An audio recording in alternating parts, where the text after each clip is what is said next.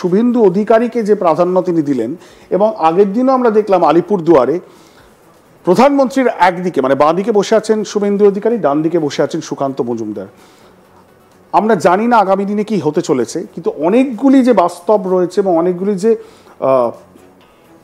মানে পসিবিলিটি রয়েছে, তার মধ্যে একটা পসিবিলিটি হলো যে রাজ্য সভাপতি পদে সুকান্ত মজুমদারকে কন্টিনিউ করা। তার কোথাও একটা, আমরা এর আগের এপিসোডে বলেছিলাম যেটা হিন্ট পাওয়া যেতে পারে অমিত শাহ সভা থেকে, সেই হিন্ট কিন্তু আমরা পেলাম। কনফার্মেশন হয়তো আগামী দিনে ভবিষ্যতে হবে, এবং তার সঙ্গে সঙ্গে শুভেন্দু অধিকারীকেও যে গুরুত্ব তারা দিচ্ছেন সেটাও তারা বুঝিয়ে দিলেন। এই জায়গায় দাঁড়িয়ে দিলীপ ঘোষ বঙ্গ বিজেপির অন্দরে একেবারেই ব্রাত্য। যেটা জানা যাচ্ছে, প্রধানমন্ত্রীর সভায় প্রথম তিনি ডাক পেলেন না, হাই ভোল্টেজ সভা, কিন্তু সেটা ছিল উত্তরবঙ্গে, কিন্তু কেন্দ্রীয় স্বরাষ্ট্রমন্ত্রী এবং বিজেপির প্রাক্তন সর্বভারতীয় সভাপতি অমিত শাহের কলকাতা সফরেও ডাক পেলেন না দিলীপ ঘোষ। দিলীপ ঘোষের তরফ থেকে একটা বিষয় স্পষ্ট করে বলা হচ্ছে যে দিলীপ ঘোষ নিজেও বলছেন যে তিনি এখন বিধায়ক নন, তিনি এখন সাংসদ নন, তিনি কোনো পদাধিকারী নন, কিন্তু দিলীপ ঘোষ তো এখনো পর্যন্ত তিনি রাজ্য কমিটির এখনো পর্যন্ত সদস্য, এবং রাজ্য কমিটির যে লিস্ট, সেই লিস্টে দিলীপ ঘোষের নাম জলজল করছে। সেক্ষেত্রে কেন দিলীপ ঘোষ আস্তে আস্তে বঙ্গ বিজেপির অন্দরে তাকে একটা কোণঠাসা করা হচ্ছে, তাকে ডাকা হচ্ছে না? আমরা যেটা সূত্র মারফত জানতে পারছি, খুব এই মুহূর্তে খুব গুরুত্বপূর্ণ বিষয়, সেটা হচ্ছে দিলীপ ঘোষের অনুরাগীরা তারা কিন্তু দিলীপ ঘোষের বাড়িতে পৌঁছে গিয়েছিলেন এবং দিলীপ ঘোষকে বলেছিলেন যে আপনাকে সভাতে ডাকা হয়নি, ঠিক আছে ডাকা হয়নি, ডাকেননি, কিন্তু আপনি নিজে অমিত শাহের সঙ্গে দেখা করুন, সেক্ষেত্রে তো আপনার কোনো অসুবিধা নেই, আপনি কেন্দ্রীয় স্বরাষ্ট্রমন্ত্রী, তিনি কলকাতায় আছে, আপনি তো দেখা করতেই পারেন। এমনকি যেটা জানা যাচ্ছে, যখন কেন্দ্রীয় স্বরাষ্ট্রমন্ত্রী অমিত শাহ বা প্রধানমন্ত্রী নরেন্দ্র মোদী বা এই ধরনের কোনো ভিভিআইপি আসে, তখন কলকাতা বিমানবন্দরে রিসিভ করার জন্যেও মানে সেখানে যাওয়ার জন্য বঙ্গ বিজেপির একটা প্রোটোকল বা একটা তালিকা প্রকাশ করা হয়। সেই প্রকাশ তালিকাতেও দিলীপ ঘোষের নাম নেই। এরপর দিলীপ ঘোষের অনুরাগীরা বললেন যে যে আপনাকে ডাকেননি, আমন্ত্রণ করেননি, ঠিক আছে, কিন্তু কেন্দ্রীয় স্বরাষ্ট্রমন্ত্রী তিনি তো কলকাতায় আছেন, আপনি তো দেখা করতে যেতেই, হোটেলে দেখা করতে যেতে, একেবারেই তাই। কিন্তু দিলীপ ঘোষ কোট আনকোট অভিমানী দিলীপ ঘোষ কি বললেন তার অনুরাগীদের, যদি কেন্দ্রীয় স্বরাষ্ট্রমন্ত্রী নিজে তাকে ফোন করেন বা তার অফিস থেকে যদি কেউ ফোন করে বা কেন্দ্রীয় পর্যবেক্ষকদের কাছ থেকে যদি তার কাছে ফোন আসে, তবেই তিনি দেখা করতে যাবেন। সুজয়, তুমি দিলীপ ঘোষের যে বলয়, ঘনিষ্ঠ বলয়, তাদের সাথে তুমি সরাসরি যোগাযোগ রাখছো, অভিমান তো হয়েছে তিনি যে এই দুটো বড়, প্রধানমন্ত্রী আসলেন, স্বরাষ্ট্রমন্ত্রী আসলেন, বিজেপির নাম্বার 1 আর 2 আসলেন, তারা ডাকলেন না দিলীপ ঘোষকে, অভিমান হয়েছে, তিনি অপমানিত বোধ করেছেন। এটার মধ্যে তো কোনো অস্বাভাবিকতা নেই, একেবারেই তাই। প্রশ্ন হলো যে দিলীপ ঘোষ কি তাহলে বঙ্গ বিজেপিতে এখন ব্রাত্য?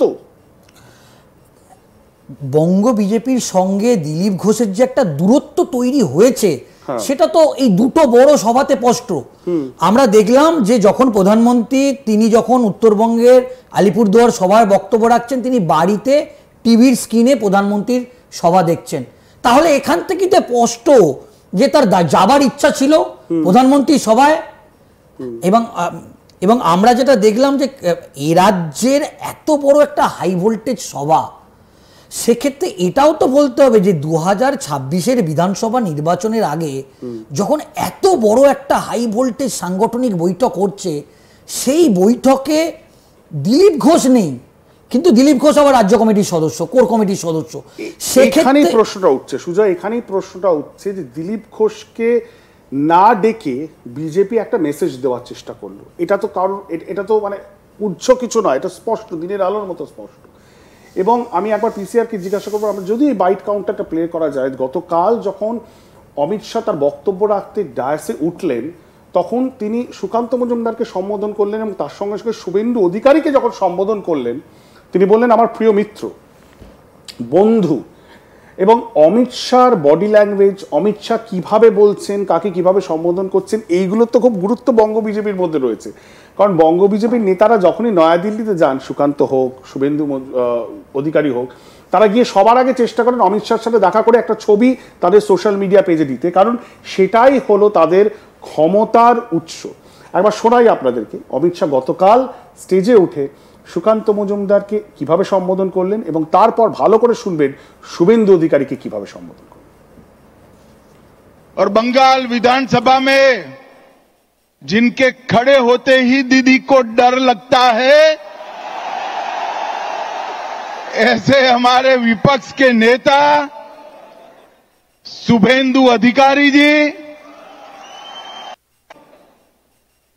और बंगाल विधानसभा में जिनके खड़े होते ही दीदी को डर लगता है, ऐसे हमारे विपक्ष के नेता शुभेंदु अधिकारी जी, हमारे राष्ट्रीय महासचिव श्री सुनील बंसल जी, हमारे प्रभारी मंगल पांडे जी। শুনলেন আপনারা, শুভেন্দু অধিকারীকে আলাদা করে তাৎপর্য দেওয়া হলো স্টেজে, যেখানে তিনি বলছেন যে যাকে দেখলে বিধানসভার বুকে বুক কেঁপে ওঠে মমতা বন্দ্যোপাধ্যায়। আমি আরেকবার পিসিআরকে বলবো কিউ করতে, একটু আগে তার বাইটে তিনি কিন্তু এটাও বলেছেন প্রিয় মিত্র, আমরা সেটাতে আসবো, কিন্তু তার আগে আমরা একটুখানি শুনে নিই এই মুহূর্তে। দিলীপ ঘোষ তাকে যখন এই প্রশ্নটা করা হলো এবং সেই বাইটটা আস্তে আস্তে যতক্ষণ পিসিআর কিউ করে দিলীপ ঘোষের প্রতিক্রিয়া শোনাবো। অমিত শাহ সভাতে তিনি যেতে পারেননি এবং তার ফলে তিনি কি কি কথা বলেছেন, অনেকগুলি কথা বলেছেন, সেগুলো সবই শোনাবো। কিন্তু তার আগে কুইকলি আমি সুজয় তোমাকে জিজ্ঞাসা করি, দিলীপ ঘোষের কাছে এখন অপশন কি কি? এক, তিনি রাজনৈতিক ক্যারিয়ারকে যদি এগিয়ে নিয়ে যেতে চান তাহলে কি তিনি ফুলবদল করতে পারেন, এই জল্পনা রয়েছে এবং এটা কিন্তু কোনো স্পেকুলেশনের বিষয় নয়, এটা নিয়ে আলোচনাও চলছে, রাইট? একেবারেই তাই, একেবারে জোর চর্চা কিন্তু বা আলোচনা তৃণমূলের নেতারা তো এর আগে আহ্বান করেছেন তিনি যদি আসতে চান আসুন। একেবারেই আমরা দেখলাম একেবারে জোর চর্চা তো চলছে, এটা বলতেই হবে। বঙ্গ বিজেপির অন্দরে যেরকম চলছে, রাজনৈতিক মহলেও একটা জোর গুঞ্জন চলছে এই মুহূর্তে দিলীপ ঘোষের ভবিষ্যৎ নিয়ে। যখন কেন্দ্রীয় স্বরাষ্ট্রমন্ত্রী মঞ্চে বক্তব্য রাখছেন তিনি তখন তাঁতিবেড়িয়া উলবেড়িয়ায় আরএসএসের একটি বর্গ চলছে, সেখানে তিনি উপস্থিত হয়েছেন এবং সেখানে আরএসএসের এ রাজ্যের দুই শীর্ষস্থানীয় নেতা, আমি তার নাম বলছি, জলধর মাহাতো এবং রমাপদ দা, এই দুজন আরএসএসের একেবারে শীর্ষস্থানীয় মুখ, এ রাজ্যের বড় ডিসিশন মেকার। তাহলে কি তিনি যে ডাক পেলেন না, সেখানে পৌঁছে কি শুভেন্দু সুকান্তর নামে কোনো নালিশ ঠুকলেন, বা কেন তাকে ডাকা হলো না?